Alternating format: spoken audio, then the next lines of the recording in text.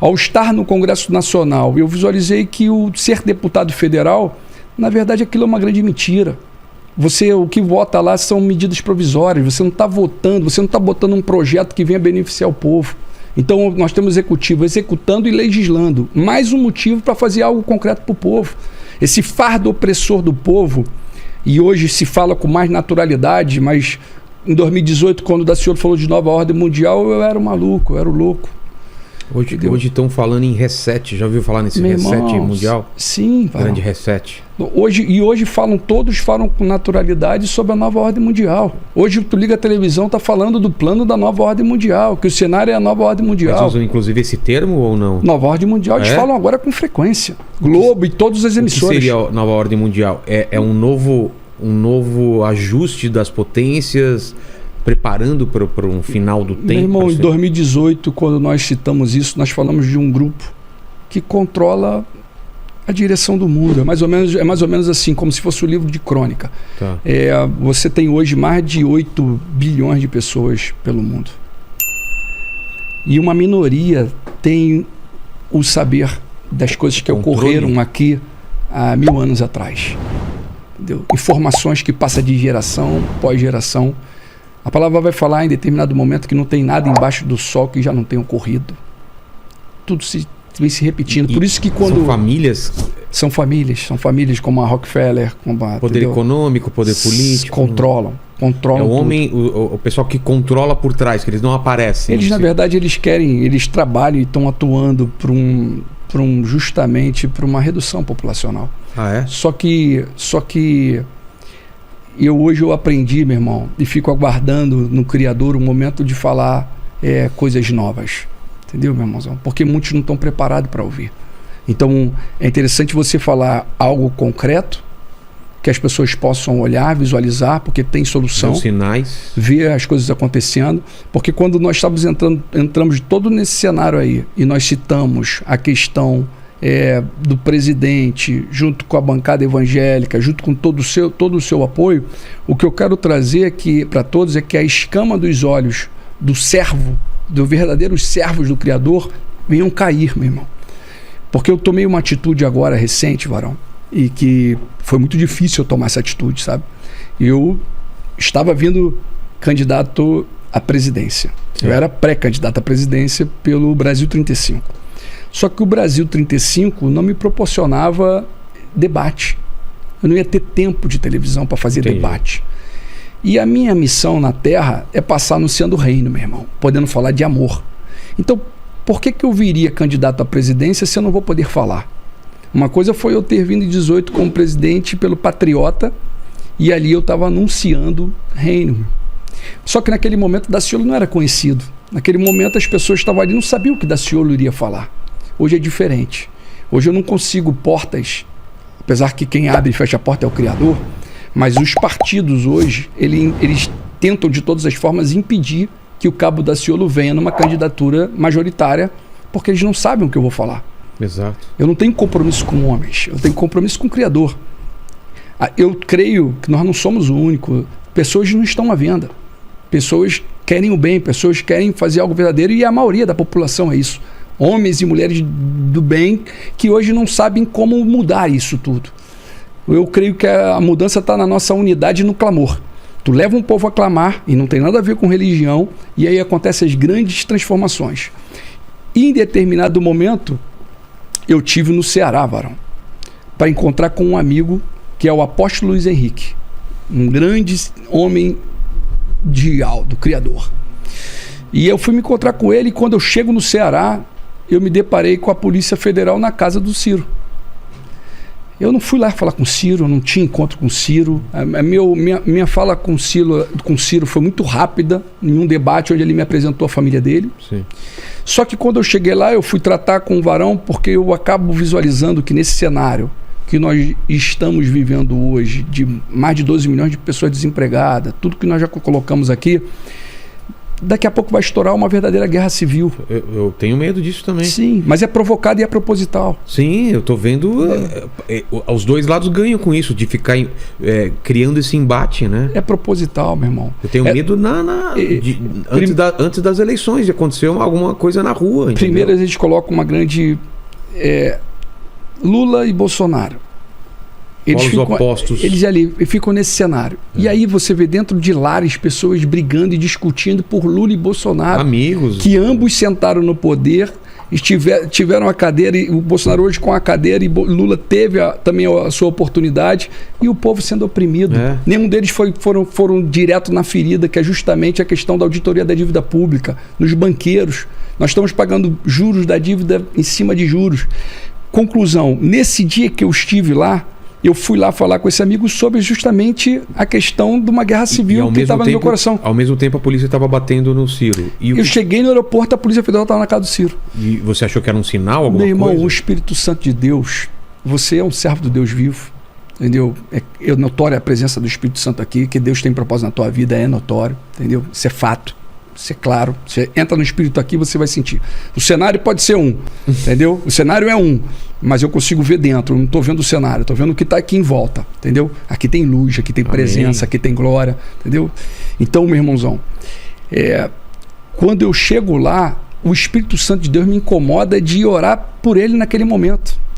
Aí eu falo, qual é o maluco, meu irmão, que vai entrar na casa de um político que, entre aspas, é um rival político, porque ele estava numa bandeirinha, eu estou em outra, divulgando um cenário de soluções para a nação. O que eu vou fazer na casa dele, varão?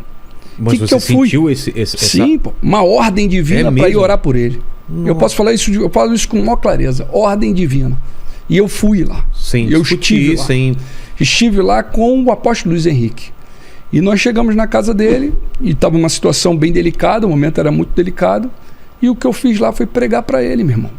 Qual era a probabilidade de Cabo Daciolo bater na porta dele naquele dia, varão? E como ele te recebeu? Meu irmão, ele abriu aquelas portas com o maior carinho e me ouviu, varão. Entendeu? Eu cheguei lá com uma tristeza muito profunda no ambiente, mas eu saí daquela sala com um sorriso no olhar de todos ali. Mas já era a glória do Espírito. Não tem nada a ver com o Daciolo. Era o Espírito Santo ali.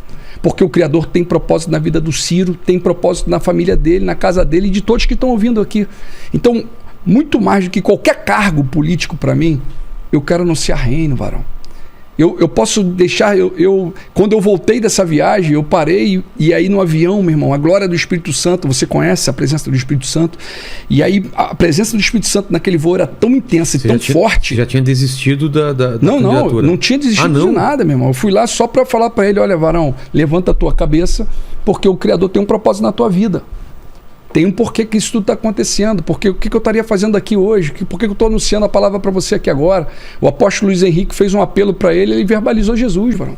Ele aceitou Jesus, verbalizou, entendeu? Ele soltou e ele todos os seus seguidores sabem que ele é um católico fervoroso, entendeu? Mas naquele momento, daquela aflição, o Criador levou o Cabo Daciolo e o apóstolo Luiz Henrique na casa dele e anunciamos já a palavra de amor para ele.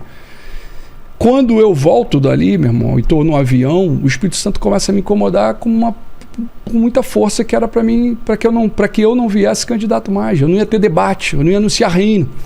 E aí a minha fala foi que eu não viria mais, e eu falei, olha, Ciro, se você tiver um voto, esse voto foi do Cabo Daciolo. Guarda isso aí, meu irmão, em 2022. Eu fiz isso, eu fui contra a minha base, eu fui contra os militares, eu fui contra os evangélicos, que é uma base minha, mas eu fui a favor e de uma ordem que eu sei que é o mestre que mandou eu fazer. Não tenho dúvida do que eu fiz. Lá na frente todo mundo vai poder ver, porque senão, ou então vamos pegar a Bíblia e vamos rasgar. Se eu não posso fazer o ID, não tem como enganar Jesus Cristo. Ninguém vai enganar Jesus. Ninguém vai enganar Jesus para se beneficiar politicamente, meu irmão. Ninguém engana o Criador. Fôlego de vida sai da narina. Aquele homem, o Ciro Gomes, o Criador tem um propósito na vida dele. E se ele se voltando por completo a Jesus, e eu creio que ele vai ser batizado pelo Espírito Santo, está faltando uma etapa, Cabo Daciolo e Ciro, importante, que eu tive na casa dele, pregamos para ele, depois nós fomos num culto, e nós está faltando irmos para um monte. Entendeu? Eu creio que ele vai ser batizado com o Espírito Santo. E aí, meu irmão, a palavra fala que tudo é permitido, nem tudo convém. Ele entendendo esse mistério, o Criador vai usar ele em profundidade.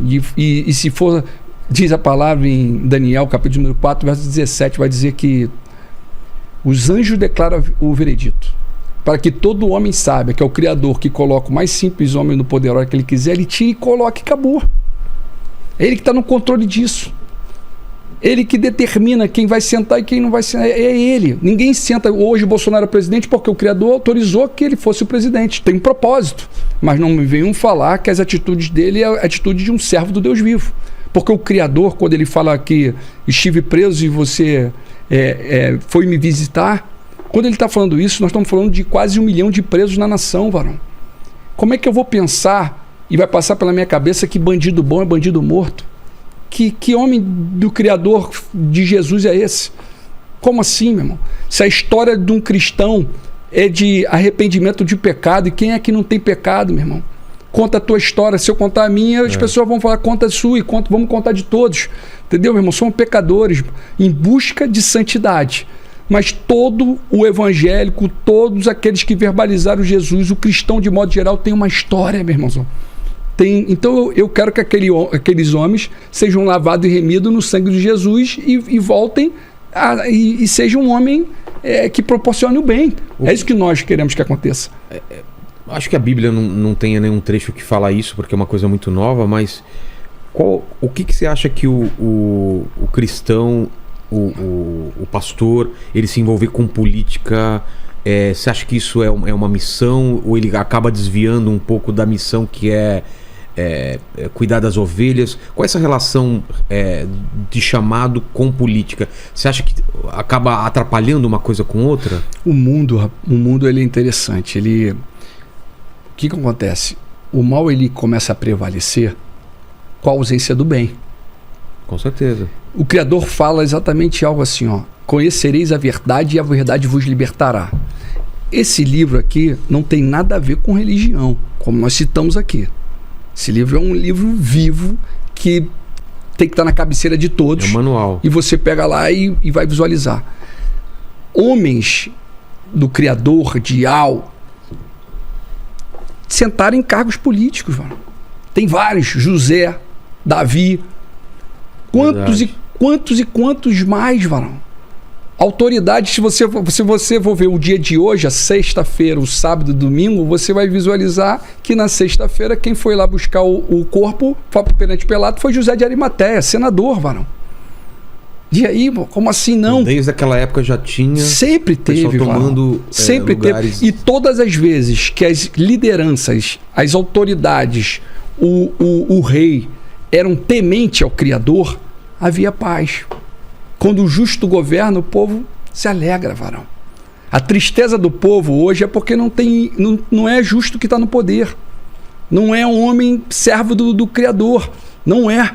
Entendeu? Agora, o que você pensa nisso, senhor? Eu oro por isso. Eu oro para que Bolsonaro venha conhecer Jesus. Que verdadeiramente ele venha mergulhar. Tem um discurso, né? Ele tem um discurso... O discurso é varão. É mais ou menos assim, ó. Você... Tem um determinado momento que Jesus, falando perante todas as ovelhas, a massa em volta, ele falou assim: olha, o que eles estão falando, os fariseus, vocês façam, mas não praticam o que eles estão praticando, porque ele prega uma coisa, mas não faz nada daquilo. Entende, meu irmão? Não é o teu falar, é a tua atitude. Cala-se, não fala, mas faça.